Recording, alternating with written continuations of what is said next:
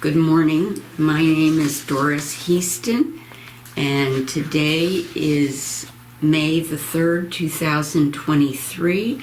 I'm with the Nebraska Vietnam Veterans Memorial Foundation Share Your Story project.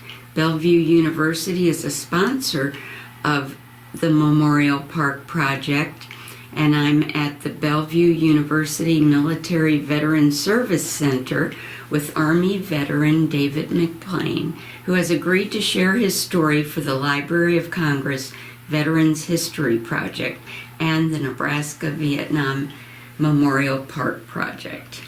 Okay, David, let's begin with your full name, a little bit about where you were born, your family. Okay, David Alexander McBlain. I was born in Iowa City, Iowa. My father was a school teacher from sometime in the early 30s until 1944. He was drafted at that point, but he had moved. He was the superintendent of schools in Atalissa, Iowa, which is almost a wide spot, and went from there to Sheraton, Iowa. And he had a dual appointment in the high school and with what was then the local junior college. But World War II, having started, the junior college quickly folded, and he went from there to Carroll, Iowa. And in 1944 he was drafted. By then I had two siblings. One I think was probably born right after he was drafted. He went to Camp Dodge, was processed, came home to finish up, had an attack of acute appendicitis, went to the hospital, and they got it out before it ruptured, because in those days that would be curtains. The Army decided that, then it took a long time to recover from an appendectomy, and they decided they didn't need him. I mean, he had 3 kids, etc. But he decided to go into the ministry. His parents were both ordained elders in the Methodist Church, and he had fought that for a long time in terms of going into ministry, but he finally agreed, and in 1945 he was assigned to the church in Minburn, Iowa. The conference made various accommodations, because he had lots of degrees, but he obviously hadn't been to seminary. And the church agreed to accept him on that basis.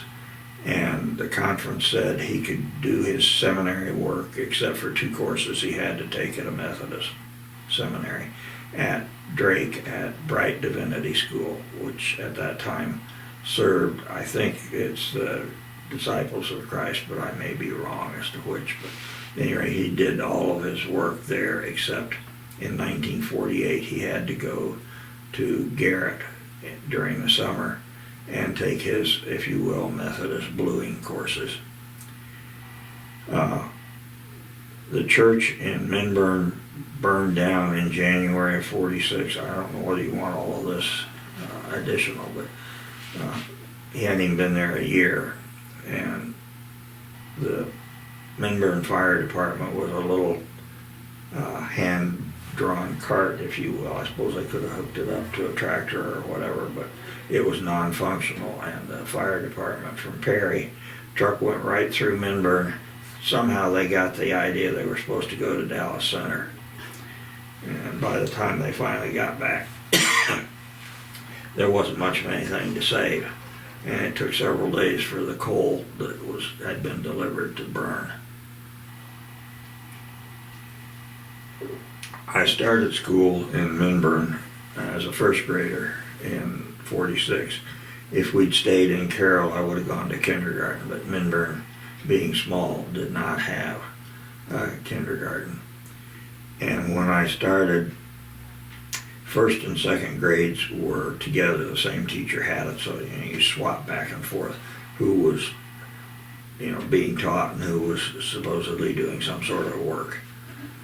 By the time I got to 3rd grade, the number of students, the post-war baby boom, or actually I guess you'd say in war baby boom, started, and they had to split and a separate classroom for first and second grades, and then that went on up.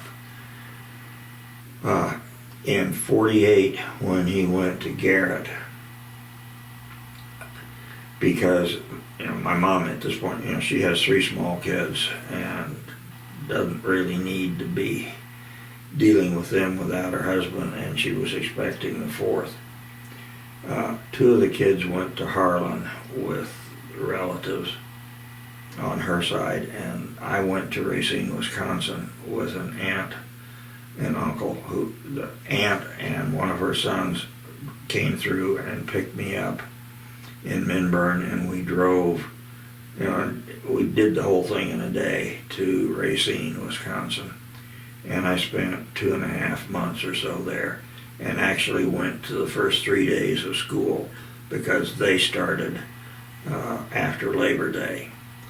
And then one of my cousins, a son of the aunt and uncle I was visiting or living with, however you want to look at it, was going to Colorado University. So we rode the train from Racine to Chicago and then got on the Rock Island. But we were not on the same car because in those days the trains were full. And I got off in Des Moines, and my father had trouble recognizing me. I had grown a little bit and my hairstyle was somewhat different. Started in 3rd grade, and of course I was 2 weeks behind in Iowa at that point. And academic performance was important to me. It was important to my parents. And the teacher worked a little bit, but other than that, just throw you in the fire, as it were. And one of the things that she did, we were being introduced to the concept of pi with computing circles and that kind of thing. So she had us go to the board and with a string draw a circle. And then with that length of string, we were supposed to mark off the circle into its 6 equal parts. And of course, you quickly found out that you couldn't do that. There was always some left over. And that was how she got us to understand that, pi was not 3, it was something else. And finished 4th grade there. We moved in 1950 after the new church was built and dedicated. And in the Methodist church, that means it's paid for, so they weren't carrying a mortgage. My father was assigned to 2-point charge, Sidney and Thurman. And we got there, and within a week, I still wasn't 10, but I had a paper route because the World Herald was desperate. Whoever had it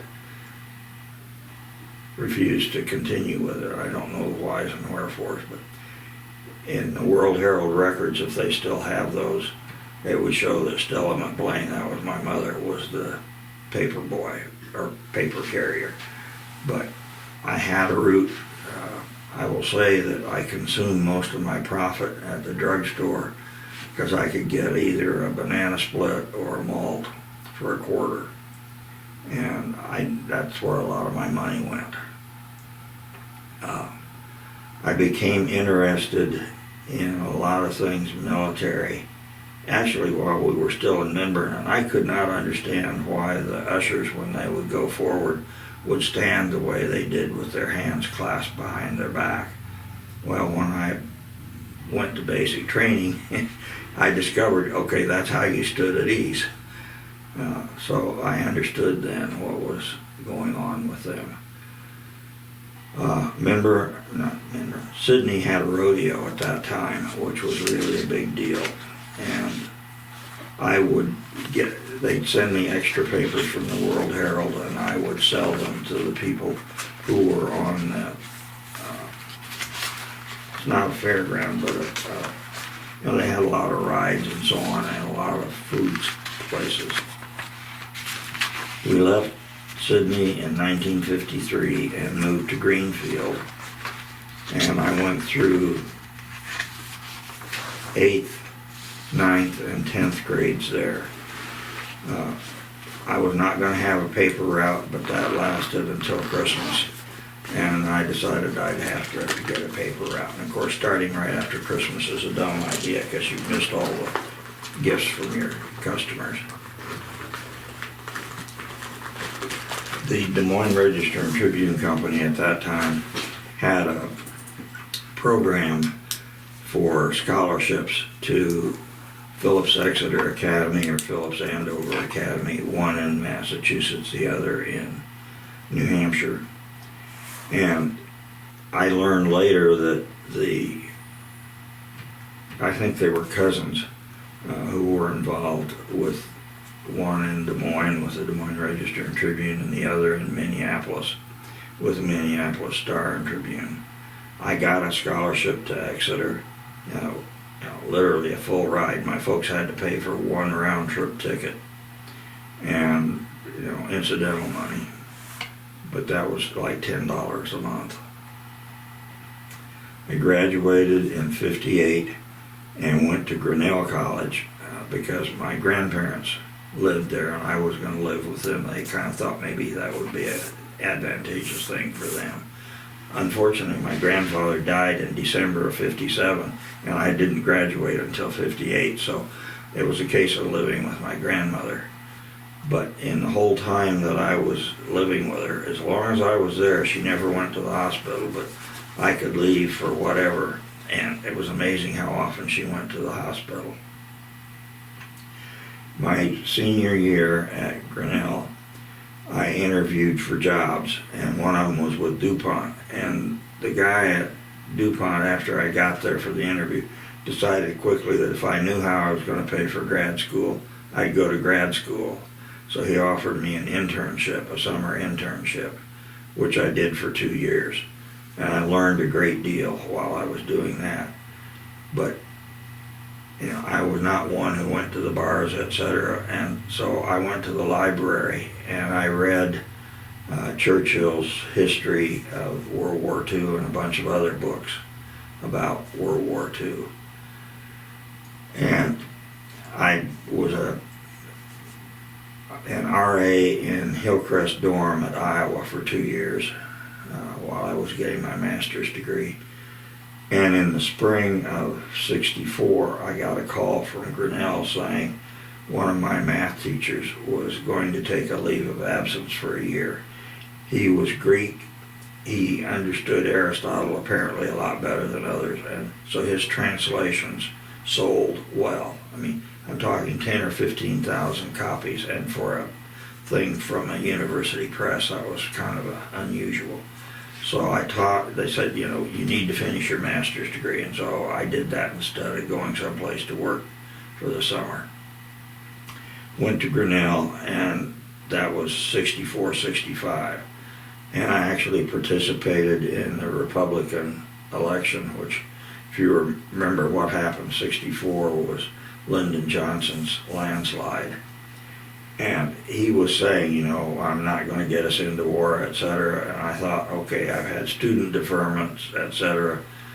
I think that's not a good idea. I'm going to get snapped up at some point. So I went ahead and chose what was called the College Op program.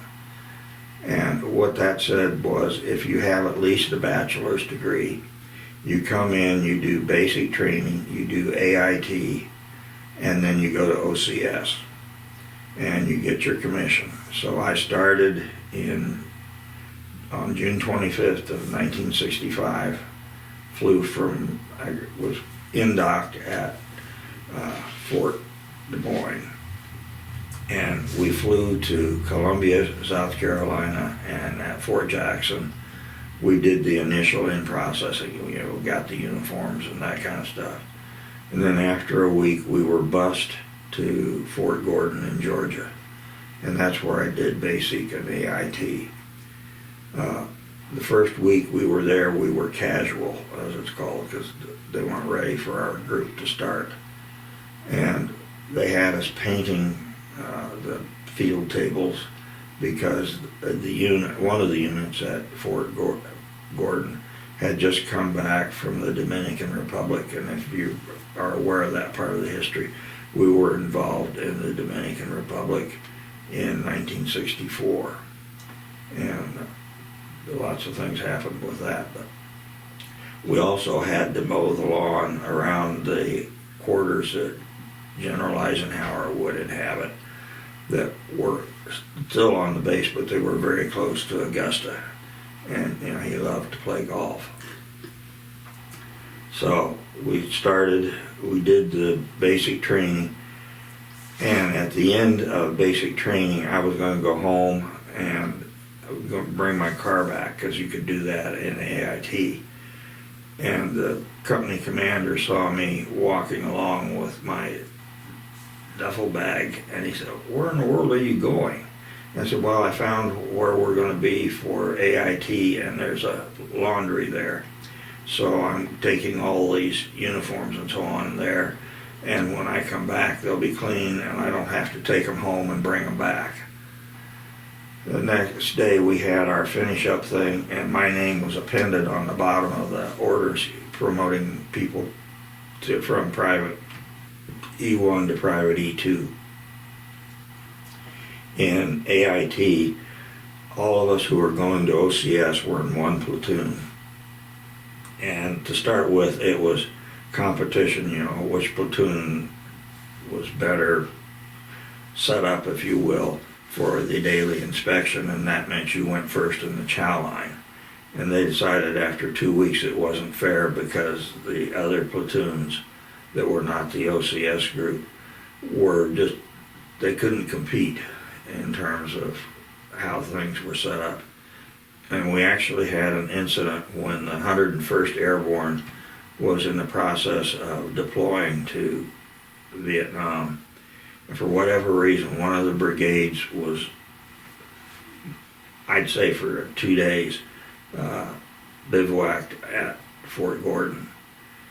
And they didn't like the fact that in front of our barracks there was a sign saying, and it had an airborne thing under it. So they came running through, throwing paint and what have you, at about 2 o'clock in the morning. By the time we went to chow that day, we had everything all fixed up, cleaned up, etc. And we still were number one in the inspection. We got to Fort Benning just before Thanksgiving, and I stopped, because I was driving my car at that point. I stopped just as we were coming in, and there was a uniform shop there, and I was looking at the hats. And I said, "I really don't like that thing with all the scrambled stuff on it. I like the plain one better."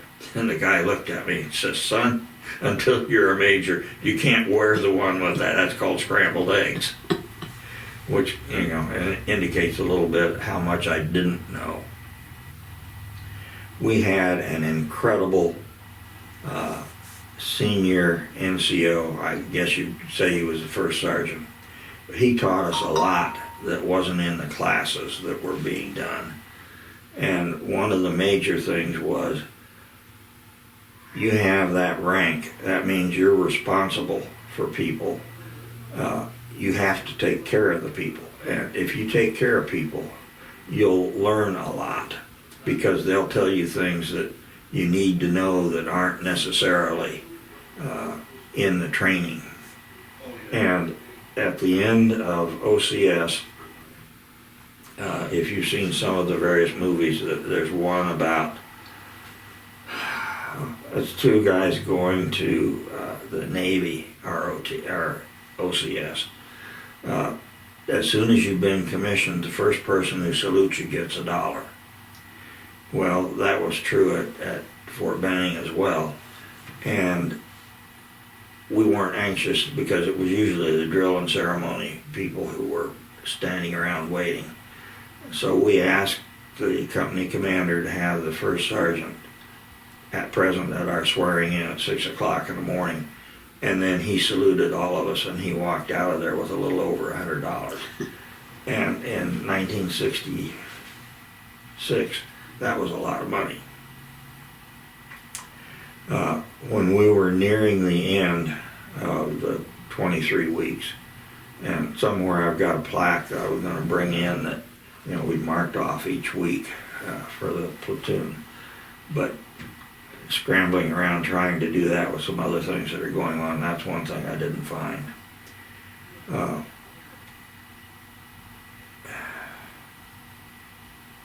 Anyway, a requisition or whatever you want to call it came down from Army saying we need, I don't know, 10 people to, instead of taking infantry, to take what was then AIS, Army Intelligence and Security.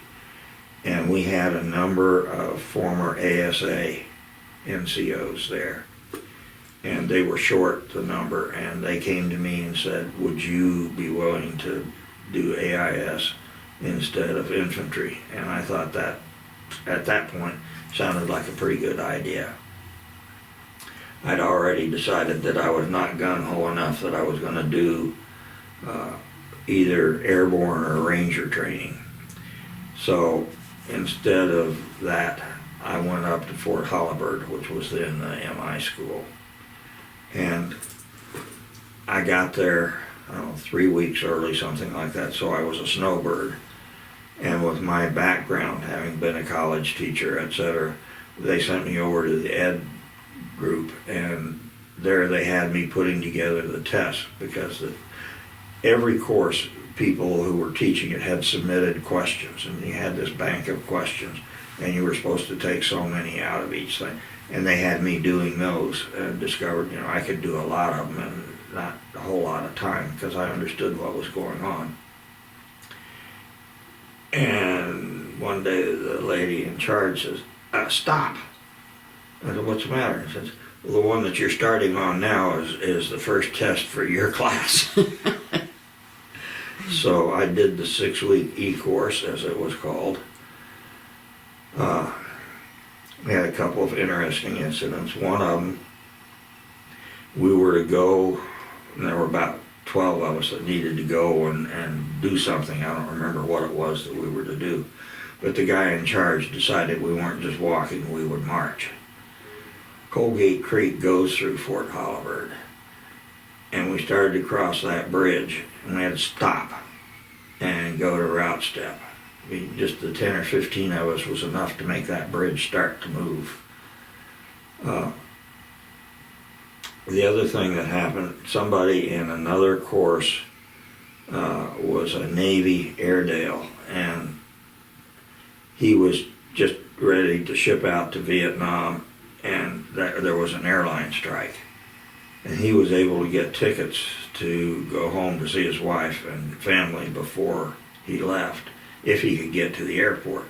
So I just said, I will take you, I got a car. And we went to BWI, and he went off, and he had said, you know, if you need a ride in Vietnam, holler at me. Well, while we were still doing our processing at Fort Bragg, word came of a crash, mid-air crash, and he was killed in that. So I thought, you know, at least I let him get home. We finished the E-course, and then we had leave and also processing. We had to go to Fort Bragg for that processing.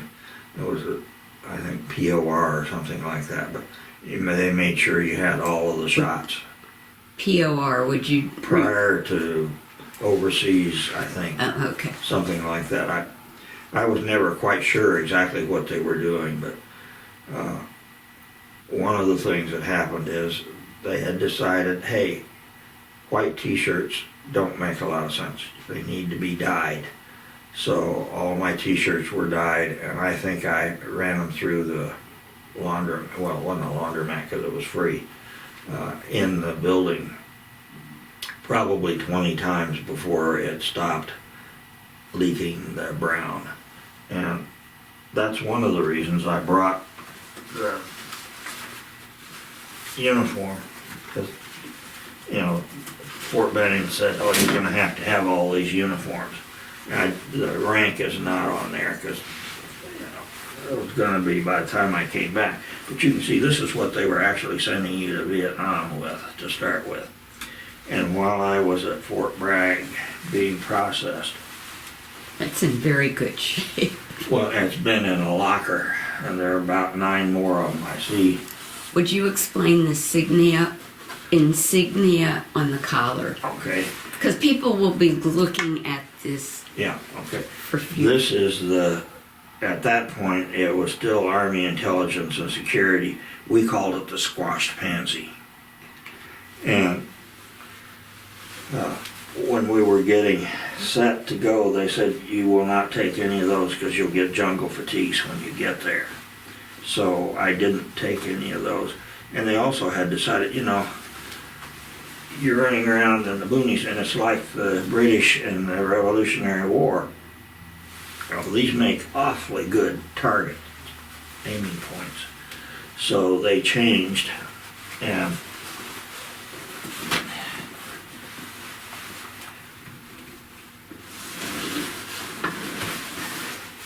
I've got two of these. These are the jackets. I don't have the pants because I wore the pants to mow my yard, and I actually bought more at Fort Bragg at one point when I was there on a training exercise years later, because they were nice. But this was the USRV patch, and you can see it's just black. It's not, the fancy colors. Now, if you were to see one, it'd be red, white, and blue. And USRV stands for United States Army. United States Army Vietnam. Again, I'm asking these so that Yeah. in the future, when this is viewed. Right, and you'll notice that I don't have the insignia stuff on it. I'm not just sure why I removed it, but I did. But there was supposedly a $20,000 bonus on the head of anybody who was intel. So they said you have to wear something else. Well, I thought, okay, I just finished infantry OCS, I'll put infantry brass on. And they actually had a problem with a few people because some yahoo decided, oh, okay, I'll put on chaplain's brass. Well, he would not have made it as a chaplain. And they said, no, you have to pick a combat arm. This is another one. Now this one, for some reason, when I came back, they had me, still wear your jungle fatigues, but I actually had a squash pansy put on instead of the crossed rifles. I thought I still had the one that had the red blotch on the one pocket there. It looked like I'd been shot or something, I bled. But it was a case of we had gotten a count plotter to use with our stuff. And as often happens apparently, the supply people look at what's coming through and they say, oh, these would be nice to have. And so all of our ballpoint pens that were for the plotter disappeared. So just on the market we bought ballpoint pens to use with the plotter, and they worked fine. But I had put a red one in my pocket. I don't know what all I had been doing, but I had been using the red one. Well, apparently I didn't retract. And so the red ink came out and it looked like I had been shot. But I was not. I was never, the closest I came to even possibly having been involved in combat was the 1966 Christmas assault on Tonsonu. And the after-action report on that said that ground forces of the United States Air Force, assisted by aerial assets of the United States Army, repelled the attack. Now you think about that, ground forces of the Air Force and aerial assets of the Army repelled the attack. But when it was over, the on-base barbershop didn't have any barbers. They were all in the wire. And I was in the BOQ, which was, I don't know, 2 miles or something away from there. We started in 4 collapsible vans, and then later they built a compound, and they had us, they had CDEC, another one, and then mess hall. I say a mess hall. You could eat there, you had to pay for it. But you could at least get a hamburger or tuna salad or something like that. And the reason I was there was that our group of, it's either 17 or 19 officers, were the second group against the same requisition. You know, back then the Army did it with a mimeograph, and who knows why. But so we showed up, and I was not going to the field as a POW interrogation officer because that position had been filled, and I didn't find that it was necessary for me to object. But they then interviewed all of us to figure out where they could assign us in various open spots. And they said, does anybody know anything about computers? And I raised my hand. I was the only one who did. And the first year at Iowa, working on my graduate degree, they had a computer programming course offered. It was Educational Psych 134, because that's where the guy had his appointment. And at near the end, he made a comment about pilots flying, and they would collide before they'd see each other, and his math was totally wrong. So after the class, not during the class, after the class, I went up and I showed him what he had done and said, you know, they'd see each other for several seconds before there was any issue of colliding. In the fall, when I came back, I signed up for Ed Psych 234, which was a second programming course. And he said, I've got an additional assistantship that pays $1,800 or something like that. Would you like it? And I said, I have to check with the dorm people and be sure that's okay with, because I'm still an RA. And they said, fine. So I learned a lot in that. And when I showed up, you know, well, back up. The year that I taught at Grinnell, I actually introduced computing, and I taught a seminar for faculty because it was brand new. I mean, they didn't have a computer. And because of my relationship with the people at the computer center at the University of Iowa, I was able to organize a car traffic. We took the card decks to Iowa City, and the next day we'd get back the printouts and I'd bring them back over. So I did a lot of driving back and forth. But that, you know, that literally was the start of computing at Grinnell. Well, so here I am in Vietnam, and I interviewed for the job, and you know, nobody else wanted it, and I seemed to know about computers enough that they said, yeah, come on. When exactly did you go to Vietnam? I know it's in the paperwork. Okay, I went there in September of 1966. We flew out of Travis Air Force Base, and because of the way they were doing it, I could say in effect that I was getting my transportation to California on my own, and what I did was I flew to Salt Lake City, and one of my college classmates was at the Dugway Proving Ground. That was a place where they did a lot of chemical, biological warfare stuff. He was Air Force and weather, but I stopped to see him, and then I went on to California. I went to San Diego first and saw that aunt and uncle that had been in Racine, and went to the San Diego Zoo with my uncle, and we both had a delightful time. Then I went up to San Jose, where one of his sons was the county manager, and spent 2 days with them. He was really upset because he was a Marine Corps reservist. He wasn't going to Vietnam. He'd been in Korea. And he just hated seeing me off, but he got me a haircut. And we had a problem with the people in San Diego because I turned in stuff at the laundry and said I have to have it by such and such a day because that's when I'm leaving to go on. Well, they didn't have it ready. So they had to actually ship it to me in Vietnam after I got an address. The plane out of Travis had some sort of mechanical malfunction, and so we were delayed a day going, which was kind of interesting in terms of how much uniform stuff you had to wear. But we came into Tan Son Nhut at night. They turned off all the lights, and of course you can imagine how that affects you, but you know, they didn't want you being shot down. And we landed, and they put us on a bus that had the wire screens on all the windows and had the raised bar in front that would catch tripwires. And that was an interesting introduction. We were in one of these great big tents that would hold, 20 or 30 people, a couple of iron cots, stacked.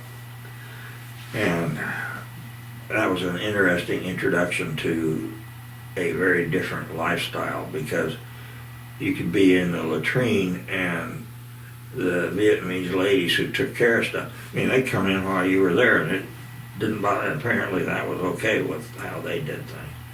But Sunday afternoon, while we were getting set for where we were going to go, we'd gone to a chapel, so some of us had gone to a chapel service, and then we'd come back, and you have to go find a place to eat.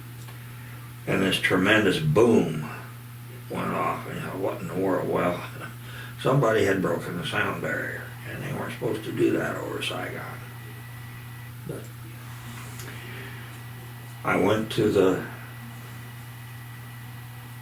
ADP branch, and it was headquarters MACV, Combined Intelligence Center, Vietnam, ADP branch. And I actually worked with the J2 who owned us, if you will, trying to say that you should not call it automatic data processing, it's automated, because there's nothing automatic about it. And he tried, but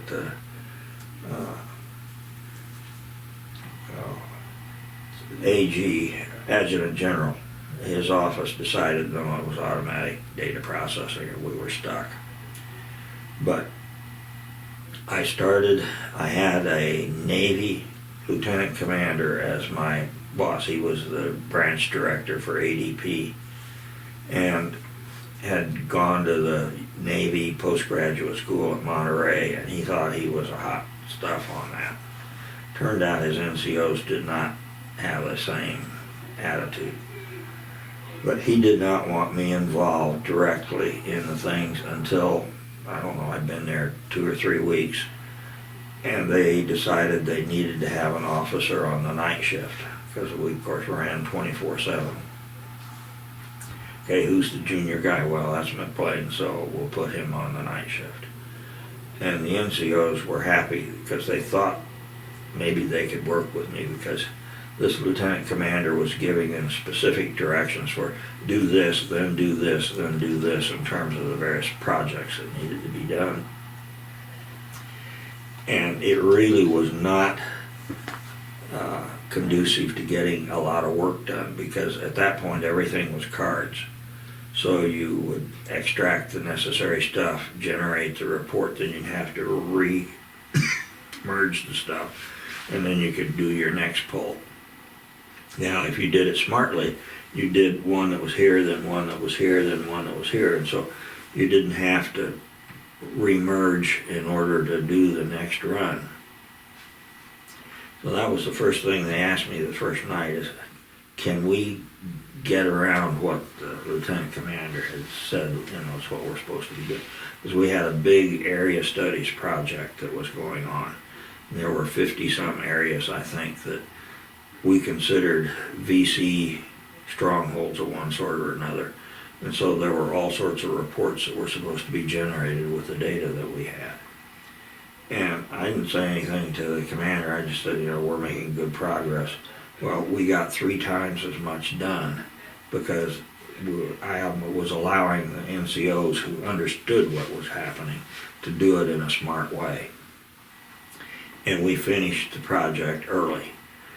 But while we were doing that, the J2 was concerned because the other branches weren't getting their stuff in and so on. So he decided, the people who are out at SICV are not going to stand guard duty or KP back in the compound.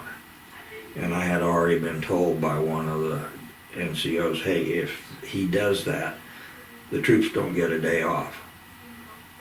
Because normally they work 6 days and then they had the 7th off. So when he said that, I didn't ask the lieutenant commander, I just said, General, that's not going to work. And you can imagine what the lieutenant commander thought, but the general was a very good one. And he said, why not, Lieutenant? And I explained, I said, what we're doing is not hard physical labor. but it's very mental. I mean, you're doing all this key punching or verifying and various and sundry other things. And I said, by the time you've done that 12 hours a day for 6 days, you need a day off. He looked at me and looked over at his aide and said, when you give the direction to the battalion commander, tell him I said they get their day off. Well, in terms of my relationship to the troops, you can imagine what that was worth. And near the end of that area studies project, I'm still not doing anything. And so I had gotten the manuals on the IBM 1401 that we had.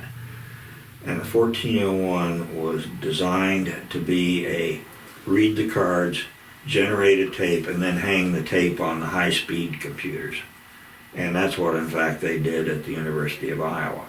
Well, the 1401 also could do a lot of things, and that's what we had. Originally, it only had 4K of memory, but we got it up to 16.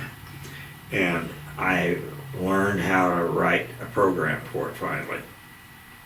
And I was finishing that program one night, and people would come in and out of those 4 collapsible vans we were in. You came through one, you couldn't get in the middle. But I was just working on getting that program finished, and trying not to lose my train of thought on getting this done. And finally I looked up because I didn't hear the people going on or moving, and here stands the general, the J2. And, the second lieutenant, I pop up and, sorry, sir, I said, well, he said, I have been enjoying standing here watching. You're working, the people back there, I can tell they're working. Oh, that was kind of interesting, but I said, thank you, sir. That was before the incident about not having the day off. But that was my second run-in, as it were, with him. And he decided that it would be useful to talk to me every time they brought people in for briefings. And I say every time they brought people in, almost all of the U.S. Army divisions that came in after I got in country. So one night I saw 9th Division coming to me. They had offloaded, they had their APCs, which was the M113, and a bunch of other, but a division is going to take a long time to move. Anyway, each time a new division came in, the J2 would bring them out to sick leave because he wanted them to know what kind of intel stuff was available. And after the lieutenant commander got through with his spiel, then the general would turn to me and say, Lieutenant, what are the rules about who can get access to the information you have? And I would then say, anybody down to a separate company, unless the command chain above them says, no, they can't do that, because you have said you wanted to get the information out to the people in the field. And net result was, almost every 2 weeks I would see General Westmoreland, because he would come with his new division commander, and when they stood up the corps, the new corps commander and his group. But you would have the commander, the division, you'd have the commander, his 2 ADCs, assistant division commanders, and then the brigade commanders, and normally all of the maneuver battalion commanders. So that would be, you'd get 9 or 10 battalion commanders. So I got an exposure that was kind of unlike what anybody else got. Do you need more water? Well, I probably ought to, because I'm running on. Well, what I meant was, do I need to refill the glass? Okay, just let me know. I had already discovered that, you could give me a topic and I could talk for 50 minutes. That's what we're here for. Yeah, well, a lot of people, they got to have a script. And I would just have notes. Anyway, and after we had moved to the compound where we had these nice buildings, one of the special forces units sent a captain in to see us. Well, he was the guy who'd been either my AIT or basic training company commander. So he came and talked to us. Right then I had a cold and my head was kind of stuffy, but he wanted to know what we did and how we provided things. And I explained to him all the different kinds of reports we could do. We had about 21 that we could generate. Highway, bridges, for example, that matters a lot. Can you run a tank across that bridge, or have you got to take a different route? We had waterways. We had potential helicopter landing zones. We had all the towns, and we had the names that were used, and that had taken a while for them to get that off. But just having the ability to generate for somebody, here are all the towns or cities, whatever, in your area. Here's what the names are, and here's what the geographic location is. Commander Winkler left, and Captain Lowry became the branch chief, and he later put on major. But before Winkler left, he was a Navy Airedale, so he had to fly once a month in order to keep his status so he could get that flight pay.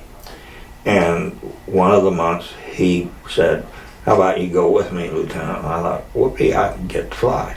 Well, we went from Saigon, which is here, down to Metho and Kanzo and then back. And I enjoyed it, about 2 hour off. Well, the next time J2 was in there, I was telling him about, my experience getting to go down there and see.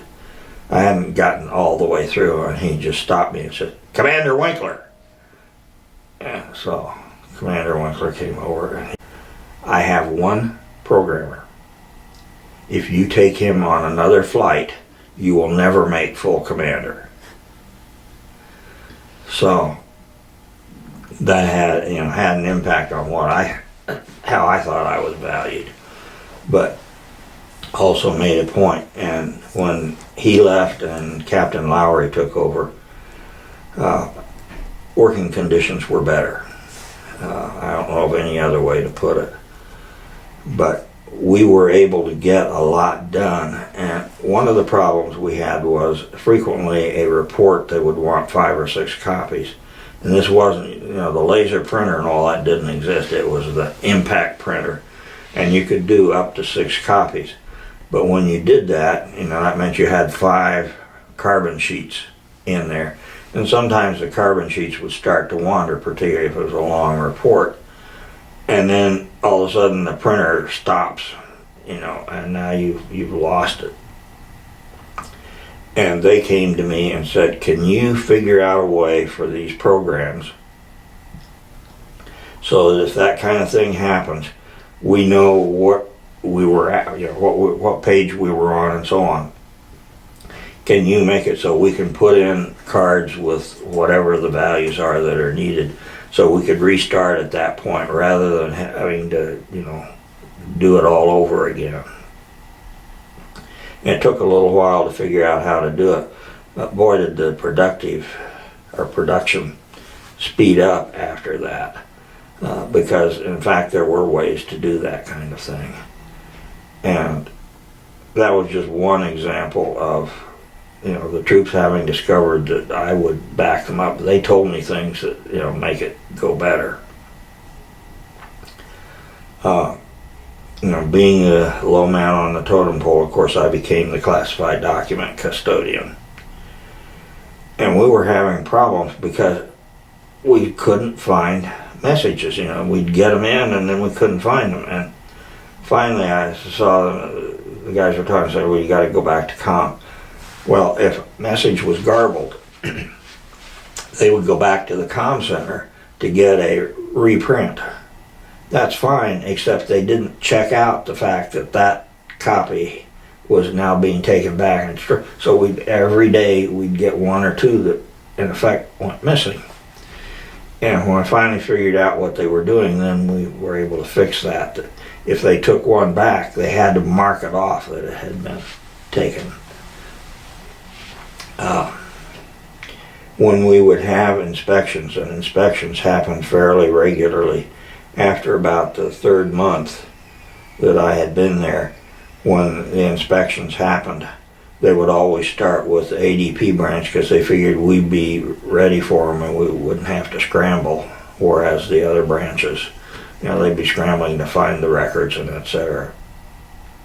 Which didn't hurt me, didn't hurt the feeling of, either Lieutenant Commander Winkler or Captain/Major Lowry. And to talk about I talked about the night when he came in and said, the reason the general said what he said about seeing us working was he'd been in the other branches. This was when we were still in the collapsible vans. He found chess games, card games, what have you going on, but not a whole lot of productive work in all those other branches. And then he came to us, and everybody was working, and we didn't even notice he was there for a while. So the branch meeting that morning, all the branch directors are there. The SICV commander, or director, I guess was probably his title, just read out first one branch and then another.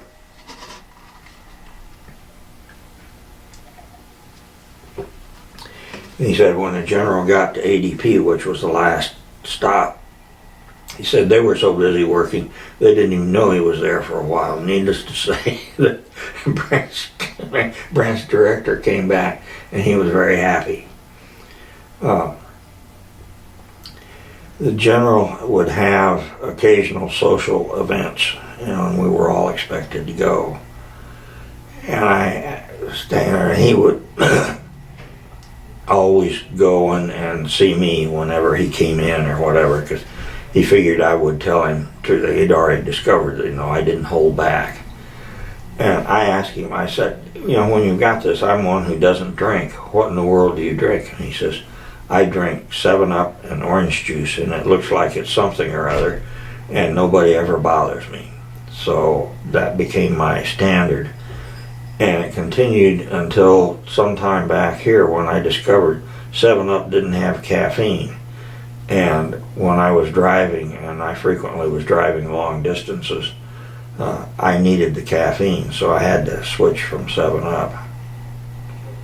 But in September of '67, they sent me back to the States, TDY, because we were going to get a new computer, an IBM 1800.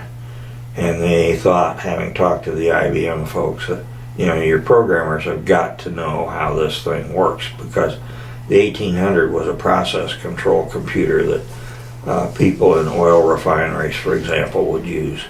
And one of the things about that meant none of your programs could just say stop.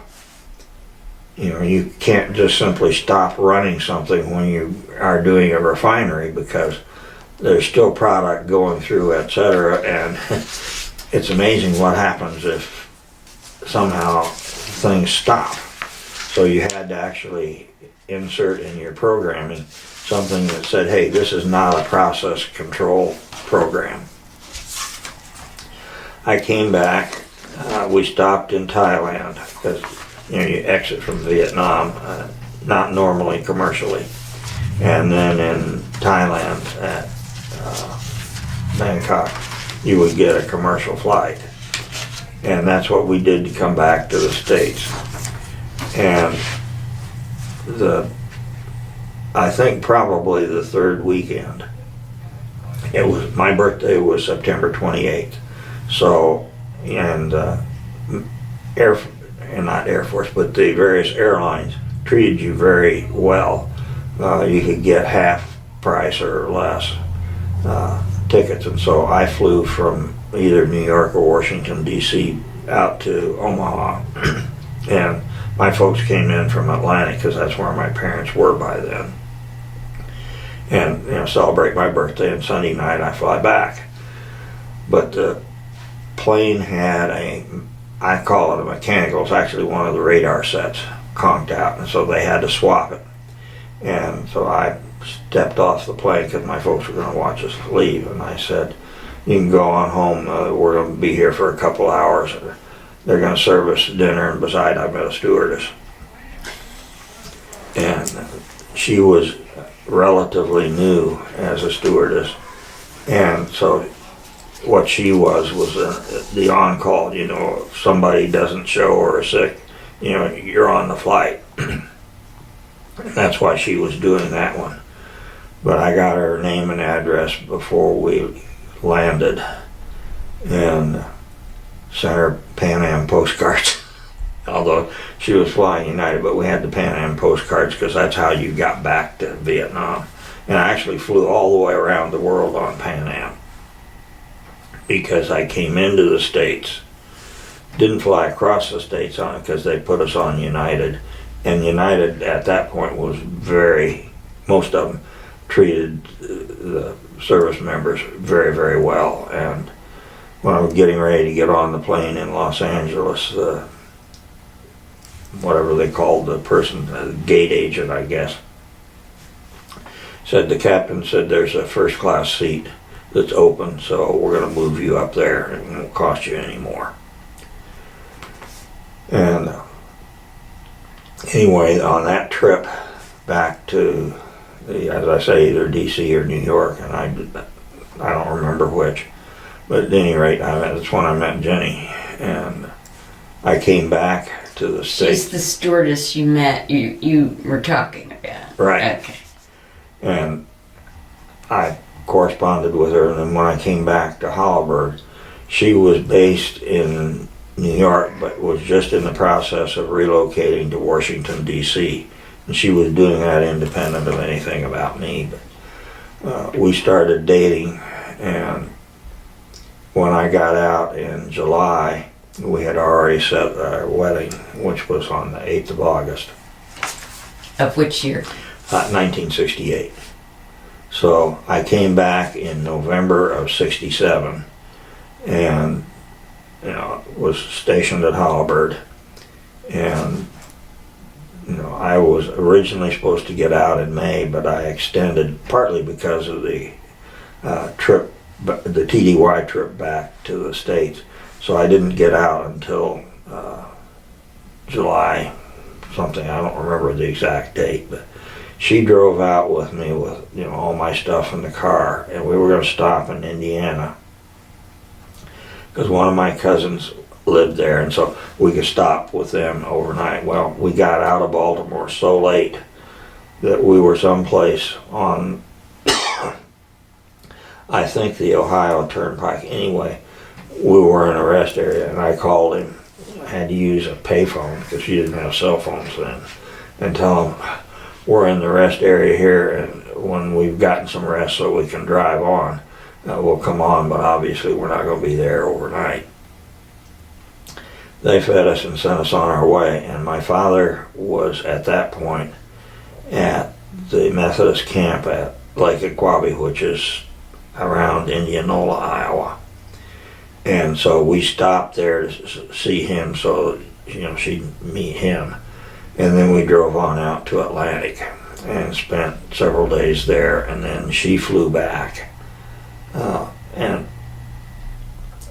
I went back to, well, I didn't go back, I'm sorry. I had been on the military science committee, and originally they were going to have me teaching the 96 Bravo course. Well, that was enlisted, and they said, no, we've got the military intelligence officers, because by then it was MI, and the AIS thing had gone by the boards.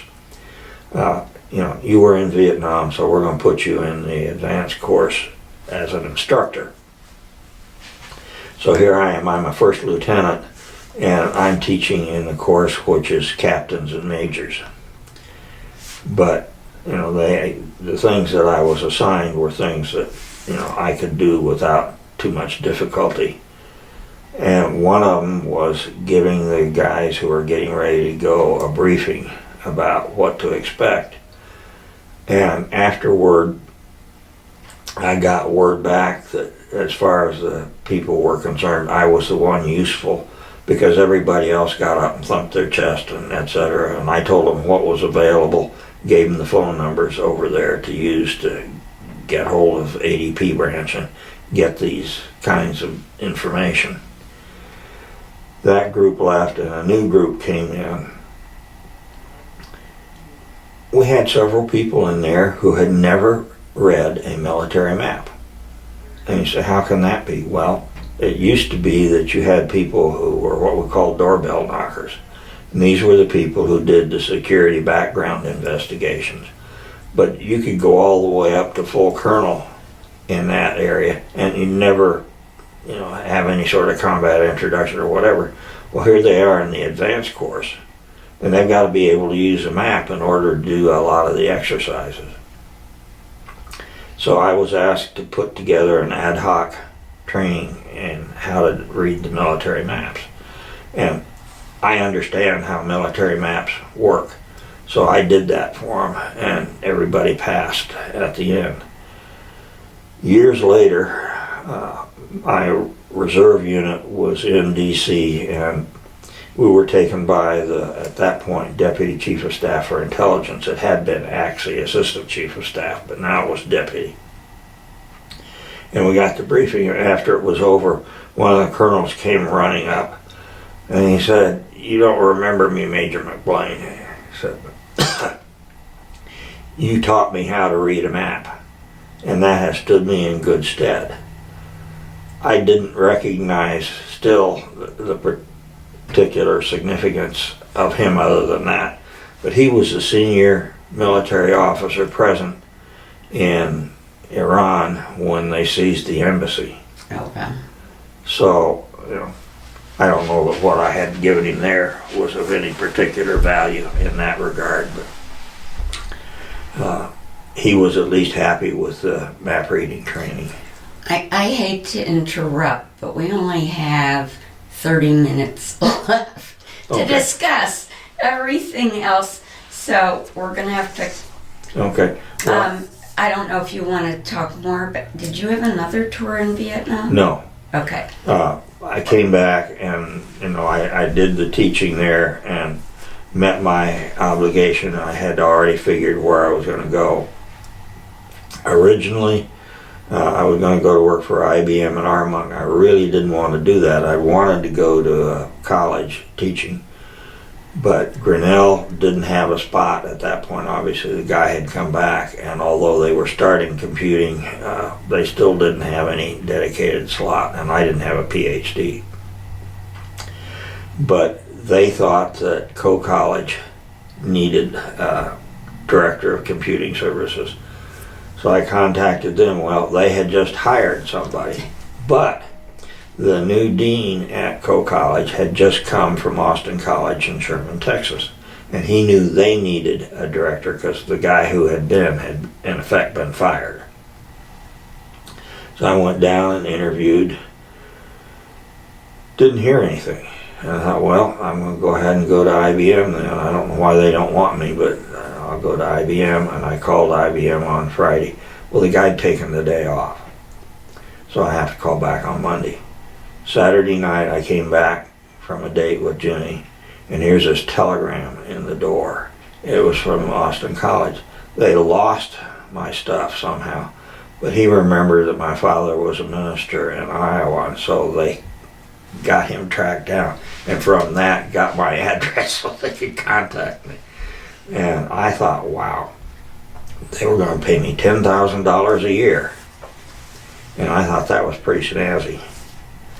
So I packed my bags, as it were, and arranged to come back to get married on the 10th of August, and then we'd have a short honeymoon and then start at the college. And they actually wanted to know if I could come a little earlier because, the guy was gone and they had things that needed to be done. So getting to Texas was interesting because the people in transportation were supposed to have arranged for me to get all my stuff shipped, and they hadn't done it. So, what are we going to do? Well, I said, could I take the stuff to my fiance's apartment down in D.C. and then you ship it and include some of her stuff? Well, since we screwed up, yeah, we'll do that. We'll take the two. And so our stuff came, but it was like, I don't know. Well, no, I beg your pardon, because that was getting me to, no, it did that, well, that was getting me to Sherman. But the company that was doing the transportation was very slow. And for a while, we had one bed, it was a twin, and various other things. Eventually the stuff got there, because a lot of it was sitting in my folks' house. And the parsonage didn't exactly have space for storing all kinds of things, but eventually we got it. And while I had been in Vietnam, I got China through the Navy Exchange. You could get Nortaki, China. And I asked my mother to pick a pattern for her, and what would she recommend for me? Because I had no idea. Well, I got 20 place settings of the China for her and 20 for me, of the pattern that I picked for me. At the time that I submitted that and got it, Jenny and I don't think had much more than perhaps started dating. We certainly hadn't set a date or anything. And the China pattern that I picked fit with the silver pattern that she had picked as an 8th grader. And I got back just in time to have Thanksgiving at home, and we had all this China. And my mother thought, I'd get 12 place settings for her. If she was lucky, maybe it'd just be 8. And I kept unpacking boxes. And she finally said, David, how many settings are there? And I said, there are 20. Well, she was going to have 19 people for dinner. And she was thrilled. Because her side of the family would get together. My father's side consisted of him and a daughter who lived in Grand Rapids, Michigan.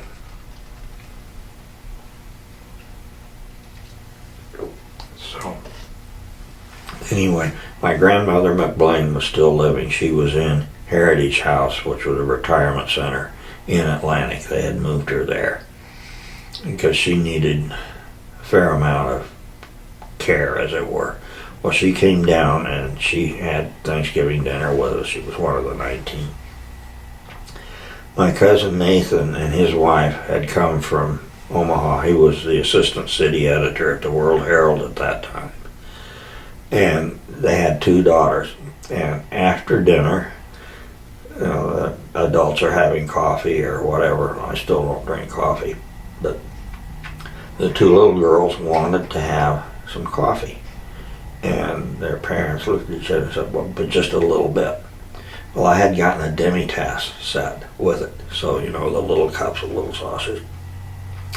I came out with those, and I thought I was going to kill my grandmother because she was laughing so hard, as did the others. They could have a little, and we came out with it. But it worked well. And I also got my brother, who was in law school at the time that I was in Vietnam, China pattern for him. I don't know that they use it as much as we do, but we have tried to, when it's nice things, to use that China. And I don't know which of the kids is going to decide, the grandkids, that they want. I know my daughter-in-law has no interest in it. She has enough stuff, and she doesn't do formal setting. But anyway, I finished up at Fort Holabird. I went down to Austin College to teach, and I was, I didn't have to do anything in the reserve. And for the first year and a half or so, that was fine with me. I'm not going to do anything. But the chairman of the math department and I was in effect in the math department. I was director of computing services and a math instructor. And later on I was promoted to assistant professor and tenured. But he had flown on B-36s in, I guess, 50s, and liked his military experience. You know, he didn't stay, but he thought there were a lot of things about it, and I decided, you know, that made sense, so I got myself an appointment. Couldn't get in the Texas National Guard at that point because Vietnam was still going on. The first assignment I got was in the... So what organization, were you in the reserves then? Or? Yeah, you automatically were in the reserves for a total of 6 years after you got your commission through OCS. Okay. But you didn't have to, if you'd served in Vietnam, then when you came back and got out, you didn't even have to be in an active reserve unit. You just were there that you could be activated if everything went, you know, south. But the Texas Guard, I mean, there was no way you were going to get in because the politicians were hiding their offspring from being drafted. So I was a reservist, and I got a job as a Mob Des in the Assistant Chief of Staff for Force Development. And they worked on MTOs and TDAs, and an MTO is a modified table of organization and equipment, and that's what all of the combat units are organized under. There's a TOE for an infantry company, there's a TOE for a tank company, etc. And then TDAs for a lot of the non-combat units. And it took me a couple days to figure out, you know, what we were doing, but then I understood what it was. And they were trying to use the computer. I mean, that's how far along we were in 1969. But I understood computers, and while I'd been in Vietnam, I really had learned a lot. And now I was director down in Texas. So after the colonel who was in charge of that group discovered that I really did know, when he had these meetings during the 2 weeks I was there, I'd sit in the back, and when computer stuff came up, he'd look over at me to see whether I would say yes or no. I was involved in politics in Texas, became the county chairman, and, you know, that was I don't know how you would describe it. You know, I'm from Iowa. I'm just here, and in 2 years I'm the county chairman. But people worked with me. They were happy to have somebody there who was interested in doing it. And I ended up being a presidential elector in 1972. So Jenny and I decided we'd bite the bullet, and I'd do my 2-week tour at the time of the inauguration. And then we could go to the inaugural ball for Texas. It didn't cost that much then, although relatively speaking it was still a lot of money.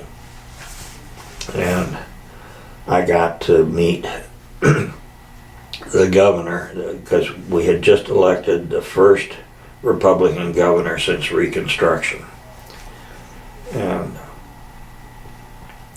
I met him there, and I said, you know, another week I'll be back in Texas and doing my teaching job and so on. So he knew I existed.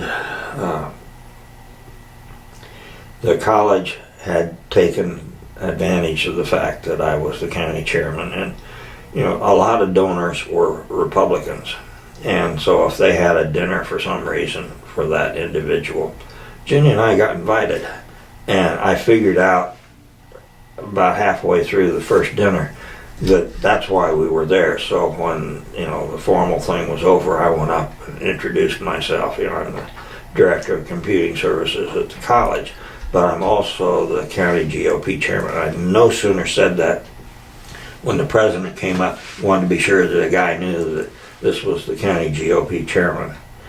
And in Well, sometime in the Nixon regime, the National Committee chairman for both parties lived in Texas, and so they had them as the co-commencement speakers. And the Republican was George H.W. Bush.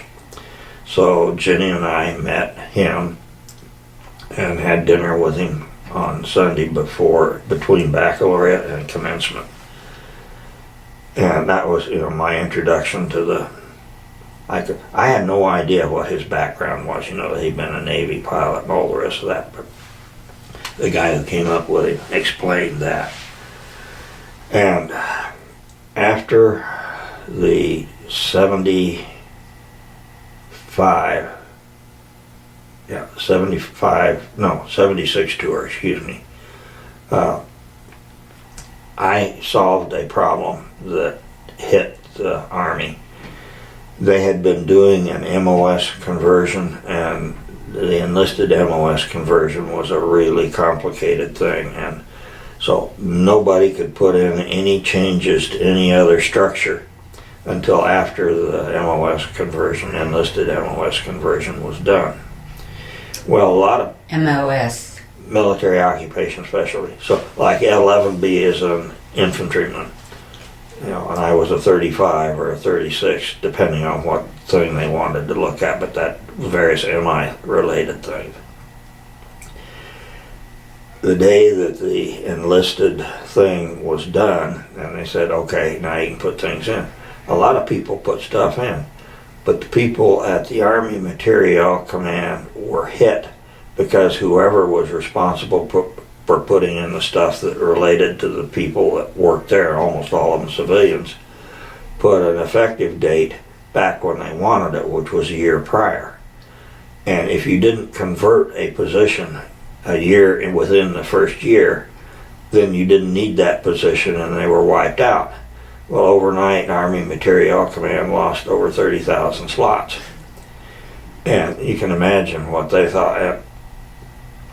One of the warrant officers said, I think we can fix this. And so he and I sat down and figured out how, in effect, we could take what they had and produce the things, using the computer to put the positions back with the conversion.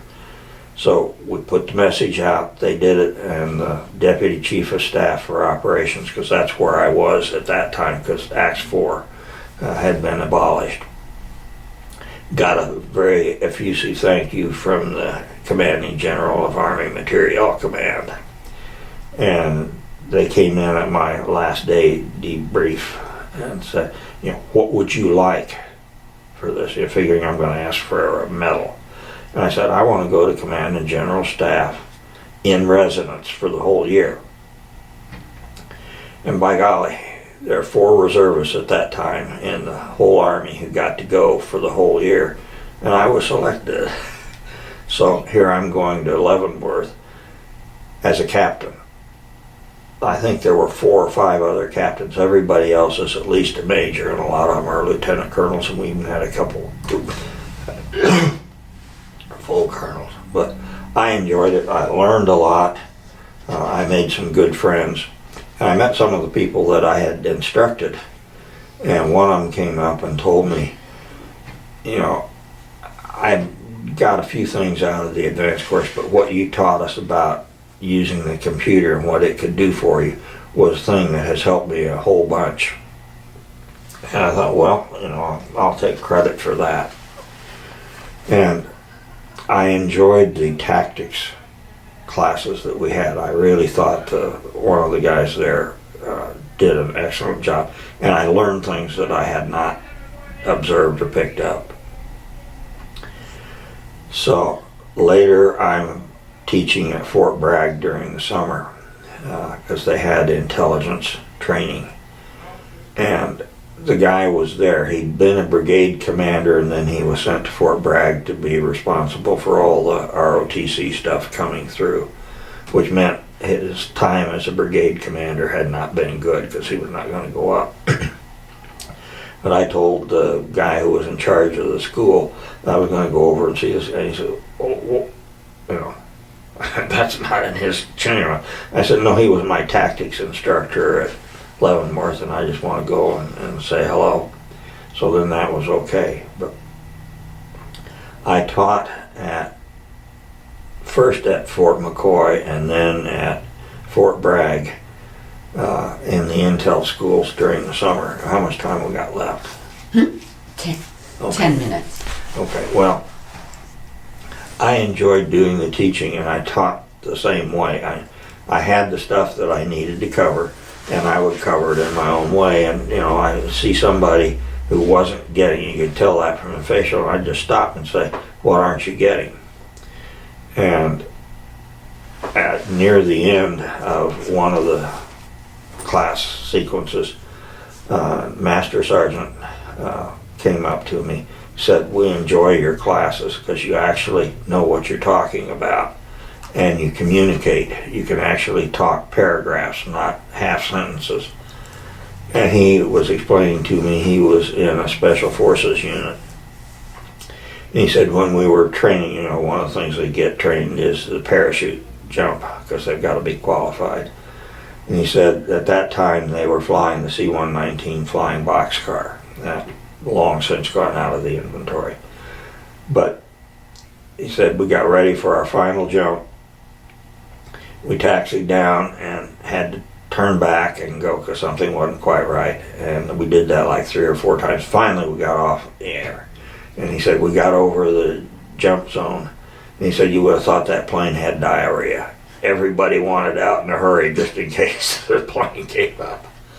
But I enjoyed a lot teaching during the summer and would have continued, but I got promoted to 05, and you could only be in the administrative part of that, which meant you'd be there for the whole summer, and I couldn't be there for the whole summer. So that ended that. What, did you finish your civilian career at the college in Texas? No.